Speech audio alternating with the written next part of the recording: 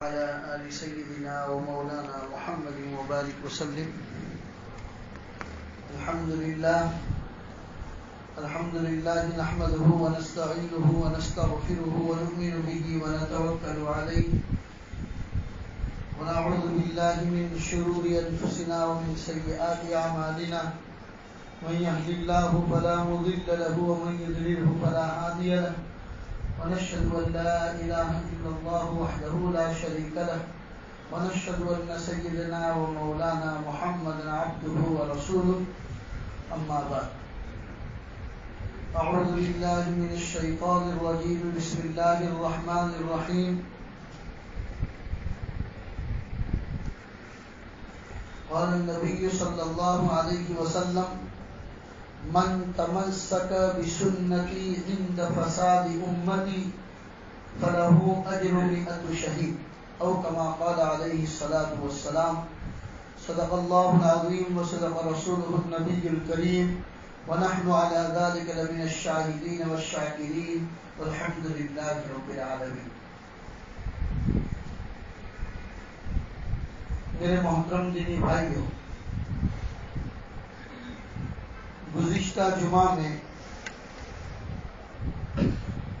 ہم سب نے سنت اور سنت کی اہمیت اور اس کے سائنٹیفک فوائد کیا کیا ہے اس پر گفتگو کی تھی.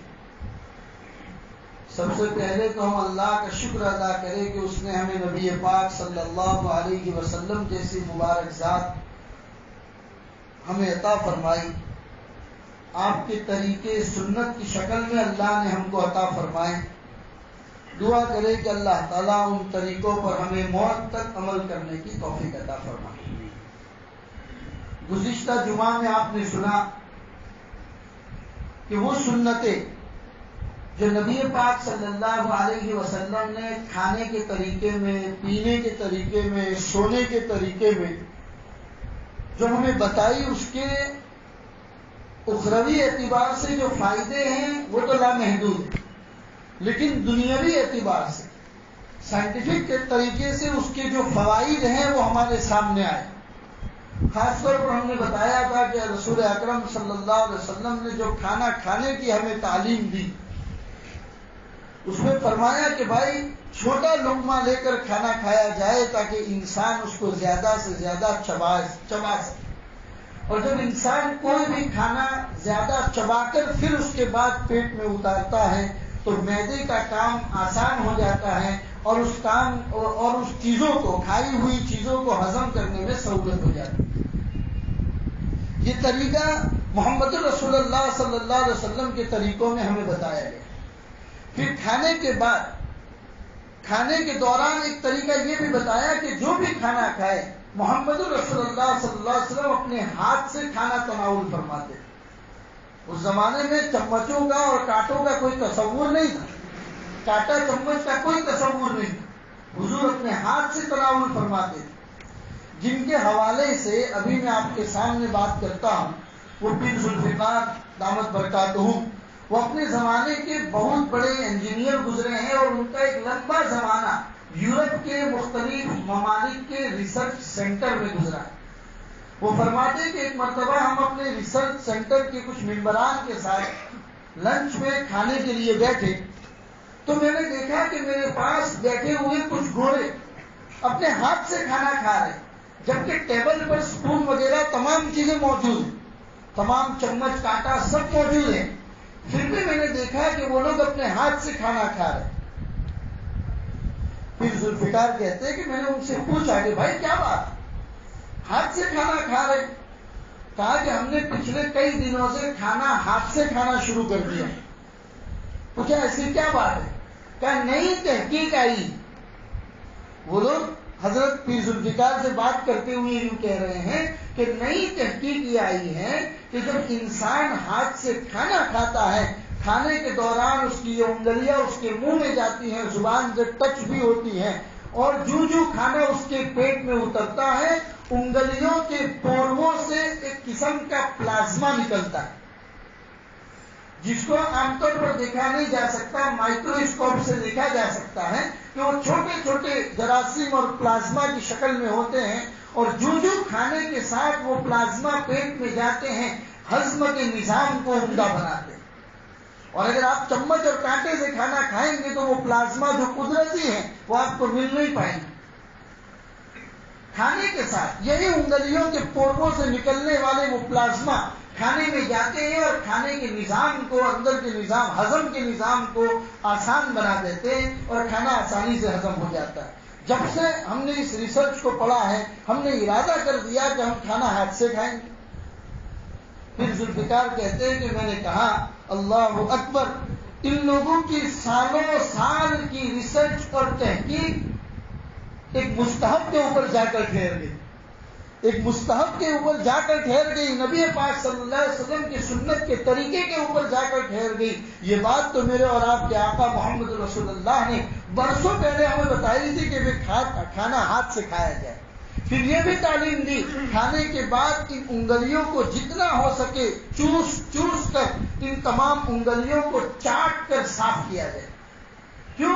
ریزن اور وجہ اس کی یہی بتائی جا رہی ہے کہ ان پوروں سے نکلنے والے پلازما جب کھانے کی چیزوں میں غذا کے اندر ملوث ہو کر پیٹ میں پہنچتے ہیں تو ہضم کے نظام کو آسان بنا دیتے ہیں. تو فرماتے ہیں کہ ان لوگوں کی ریسرچ سالوں کی تحقیق کے بعد یہاں تک پہنچی، اور یہ بات تو ہمارے آقا نے ہم کو 1400 سال پہلے بتا دی تھی کہ بھئی کھانا ہاتھ سے کھاؤ، اور کھانے کے بعد تمہاری کھائی ہوئی غذا کے تھوڑے تھوڑے ذرات جو تمہاری انگلیوں میں چپکے ہوئے ہیں تم اسے چوس کر چاٹ کر تمام انگلیوں کو صاف کر دو.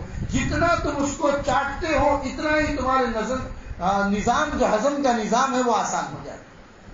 یہ محمد رسول اللہ صلی اللہ علیہ وسلم کے طریقوں میں ہم سب کے لیے جو کامیابی ہے اس کا ایک نمونہ ہے. پھر جب سونے کی بات آئی، آج ہم نے نظام بدل دیا. ہم برش کرتے ہیں، مسواک کرتے ہیں، لیکن اٹھ کر کرتے ہیں. سو کر جب جاگتے ہیں تب کرتے ہیں. اس کا صحیح طریقہ نہیں بتایا جاتا ہے. پورے دن تو انسان جاگتا ہے، چلتا ہے، پھرتا ہے، باتیں کرتا ہے، منہ کھلا رہتا ہے. منہ کھلا رہنے کی وجہ سے کوئی جراثیم اس کی جگہ پر مستقل طور پر باقی نہیں رہتی. لیکن جب رات کو سوتے ہیں منہ بند ہو جاتا ہے تو اس وقت وہ جو جراثیم جو دانتوں کے بیچ میں پڑے ہوئے ہیں وہ اپنا کام کرنا شروع کر دیتے ہیں اور انسان کے دانتوں کو اور منہ کو نقصان پہنچاتے ہیں. اب نبی کریم صلی اللہ علیہ وسلم کے طریقے پر آئیے. حضور جب بھی رات کو آرام فرماتے تھے آپ پہلے وضو کر لیا کرتے تھے، اور زندگی میں حضور کا وضو کبھی بغیر مسواک کے نہیں ہوا.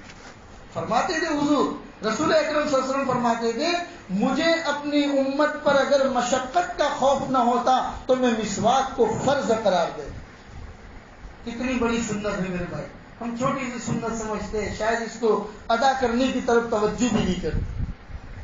حضور رات کو وضو فرماتے، آپ کا کوئی وضو بغیر مسواک کے نہیں ہوتا تھا. اور فرمایا جب سائنس نے اس پر تحقیق کی تو تحقیق کرنے کے بعد اس نتیجے تک پہنچے کہ جب انسان رات کو پورا منہ اچھی طریقے سے صاف کر کے سوتا ہے تو نہ کوئی جراثیم رہتے ہیں، نہ وہ جراثیم اس کے منہ یا پیٹ کو نقصان پہنچاتے ہیں.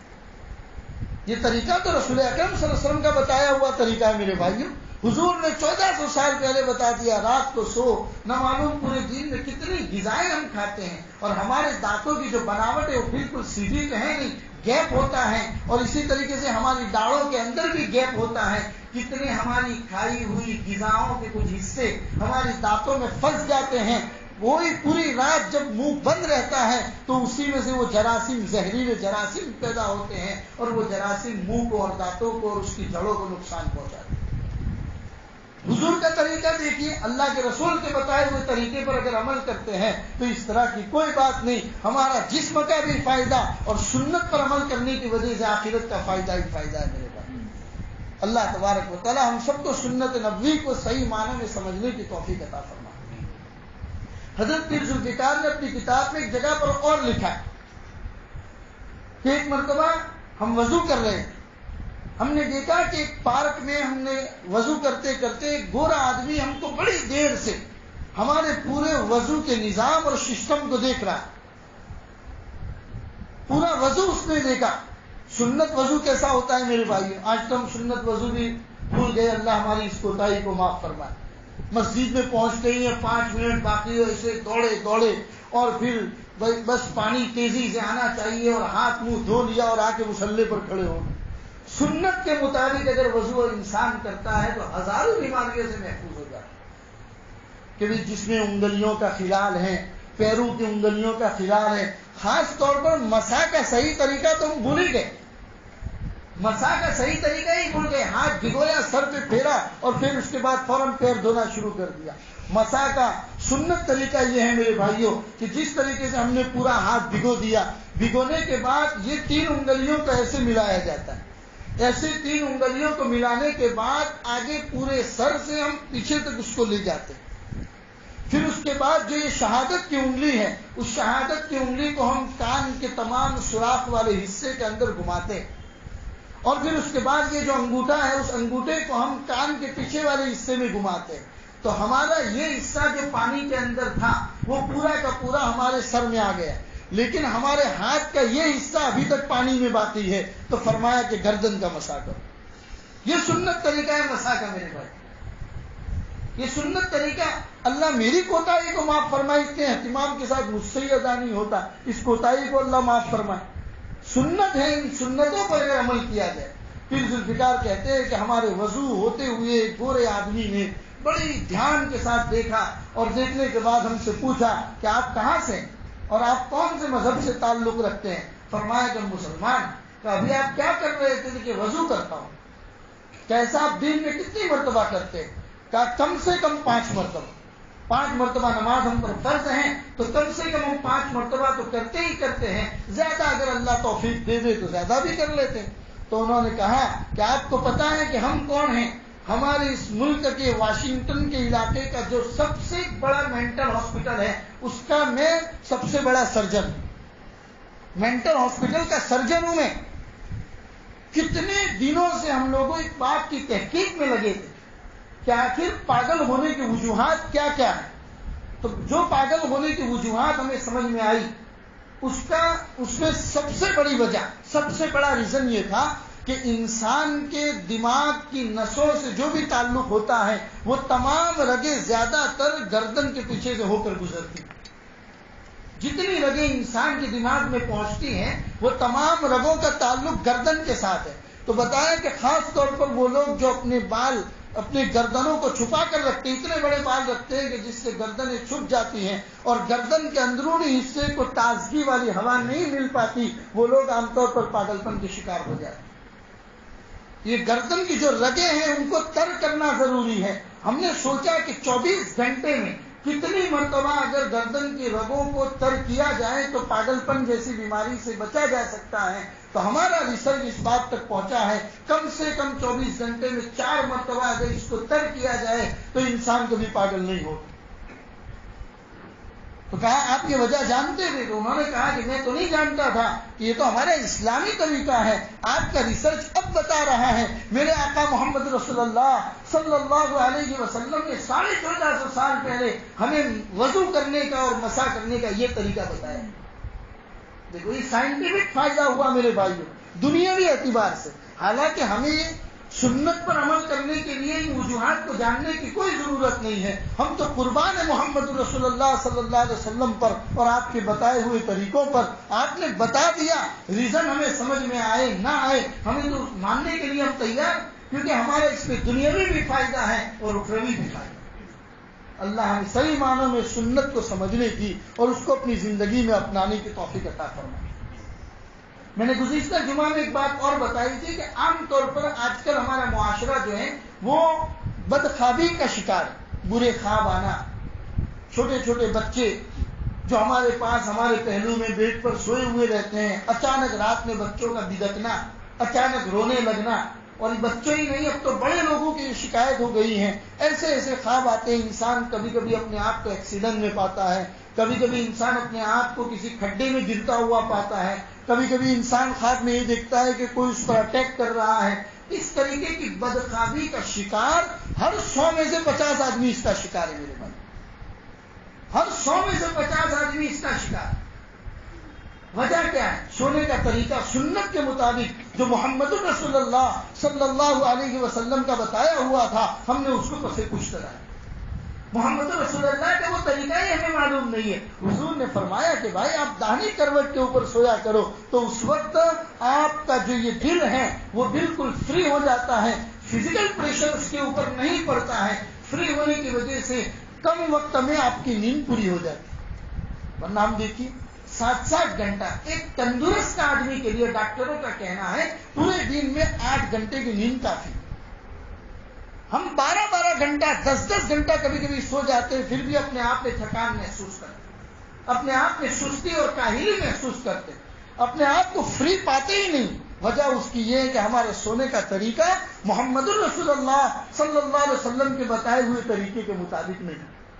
اگر اس طریقے کے مطابق سویا جاتا ہے تو اس میں ہمارے دنیاوی بھی فائدے ہیں اور اخروی بھی فائدے ہیں. اللہ یہ بات ہم کو صحیح معنوں میں سمجھنے کی توفیق عطا فرمائے. سنت میں بہت سارے فائدے ہیں میرے بھائیوں. پیر ذوالفقار کہتے ہیں میں تو ریسرچ سینٹر میں رہا ہوں, برسوں یورپ میں رہا ہوں, لوگوں کے بیچ میں رہا ہوں. میں نے دیکھا ہے 25-30 سال کے زمانے میں حضرت فرماتے ہیں میں نے دیکھا ہے کہ لوگ مسلمانوں کی ایک ایک سنت کے اوپر کیسے ریسرچ کرتے ہیں, اور جب ان کو سمجھ میں آ جاتا ہے تو اپنی بغلیں جھانکنے لگتے ہیں اور خوشیاں مناتے ہیں. ایک جگہ پر پڑا ہوا دیکھا کہ محمد رسول اللہ کا بتایا ہوا طریقہ ہے کہ تمہاری چپل کا تسمہ اگر ٹوٹ جائے تو ایسا نہیں ہے کہ ایک پیر میں چپل پہنا ہوا رکھو اور ایک پیر میں چپل نہیں ہے. حضور نے ایسے چلنے سے منع فرمایا, یا تو دونوں چپل نکال دو یا دونوں چپل پہن کے چلو. یہ اللہ کے رسول کی حدیث ہے. راستے میں کبھی آدمی کا چپل ٹوٹ جاتا ہے تو ایسا نہیں کرنا چاہیے کہ آدمی ایک چپل پہن کر چلے.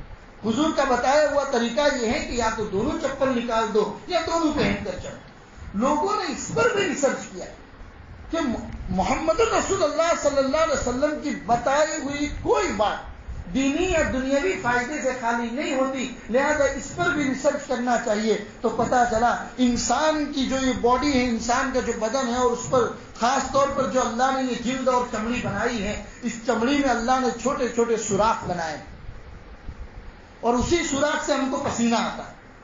اللہ نے باڈی کے اندر پورے جسم کی چمڑی کے اوپر چھوٹے چھوٹے سوراخ بنائے ہیں. انسان جب, اور وہی سوراخ انسان کے پیر کے تلوے کے اندر بھی ہے. جب ایک پیر میں چپل ہوتی ہے دوسرے پیر میں چپل نہیں ہوتی ہے تو انسان کی باڈی میں سے ایک حصے کو تازہ ہوا مل پاتی ہے, دوسرے حصے کو نہیں مل پاتی. اس انسان کے پاگل ہونے میں زیادہ دیر نہیں لگتی, اس انسان کے بدن کے رگوں کو خشک ہونے میں زیادہ دیر نہیں لگتی. پھر ذوالفقار کہتے ہیں کہ اسی آدمی نے پھر مجھے بتایا کہ میرا دل تو چاہتا ہے کہ میں اپنے ملک میں نماز کو تمام لوگوں پر واجب کروں. انہوں نے کہا ایسی کیوں بات؟ کہا کہ اگر انسان کی باڈی کو اگر مشین کے ساتھ کمپیئر کیا جائے تو اس کے بدن میں رہنے والا جو یہ دل ہے وہ پوری باڈی میں خون کی پمپنگ کا کام کرتا ہے. پوری باڈی میں خون پہنچانے کا کام جو ہے وہ دل کرتا ہے.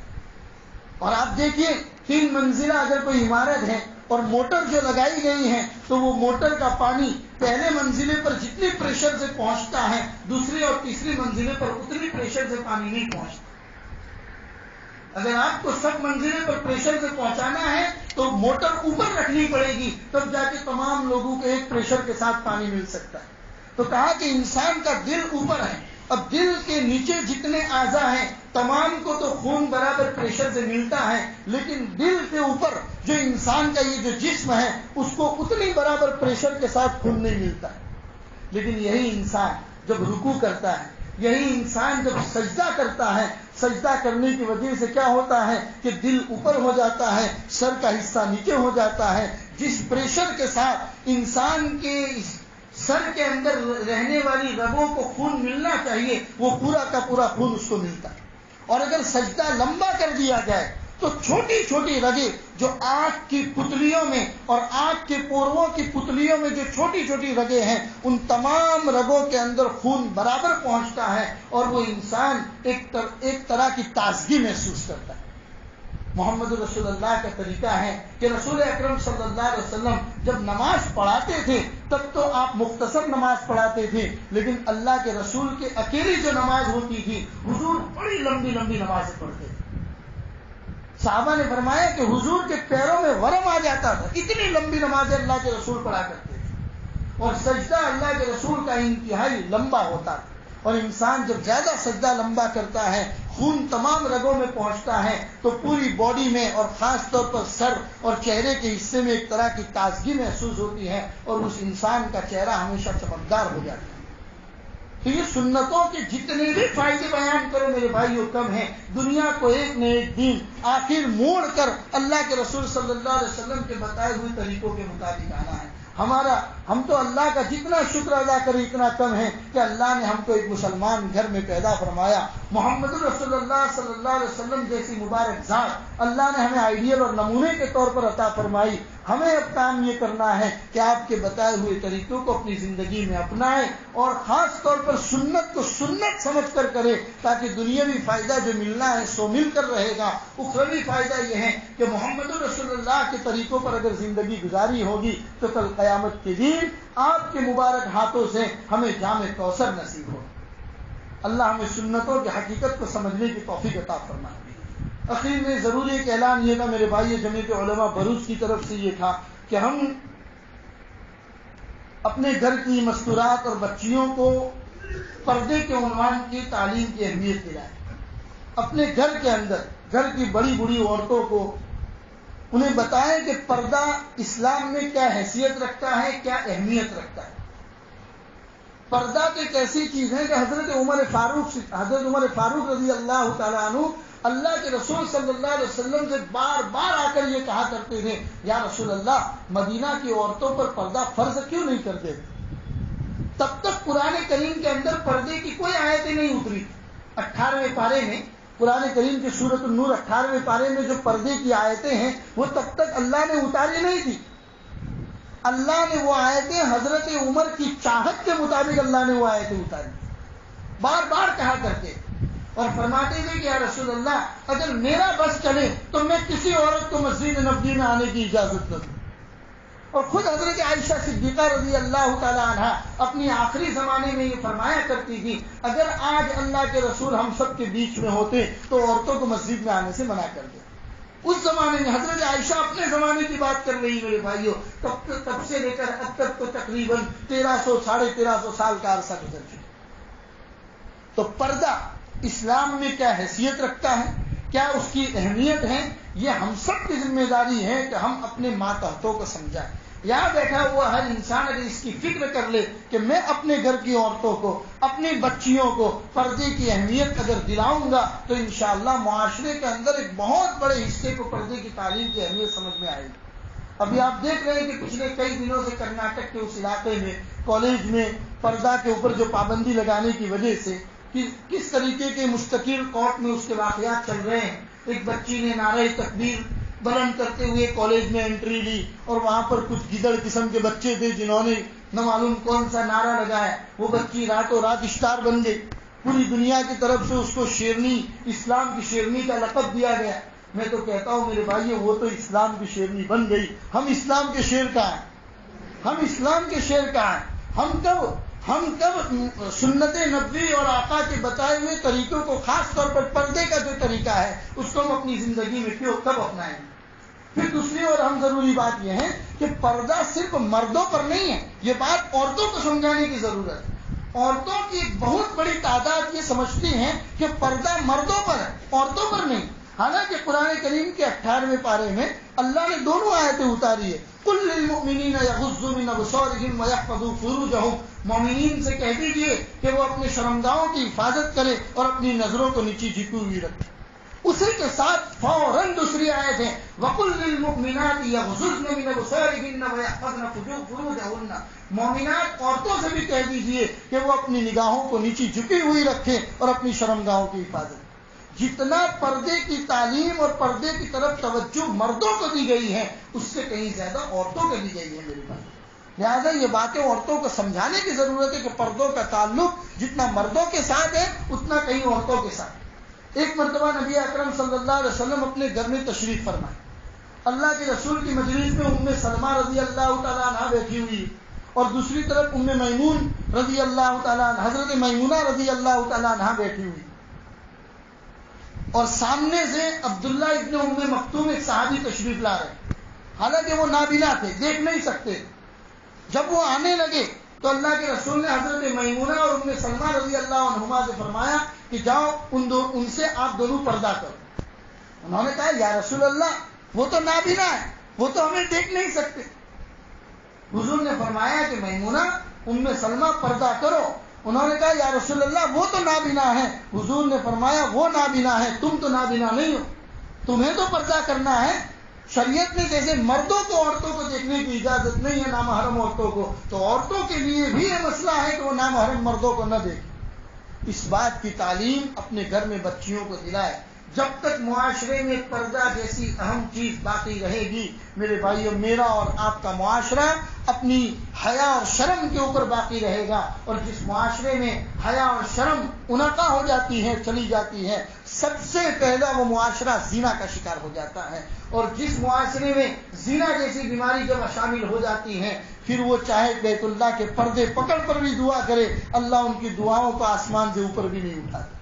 لہذا میرے بھائیوں، اپنے گھر کے معاشروں کو پردے کی اہمیت کو سمجھائے. اللہ تبارک و تعالیٰ کہنے سننے سے زیادہ ہم کو عمل کی توفیق عطا فرمائے. ایک حدیث میں نے پڑھی تھی جس میں اللہ کے رسول نے فرمایا تھا من تمسک بسنتی عند فساد امتی.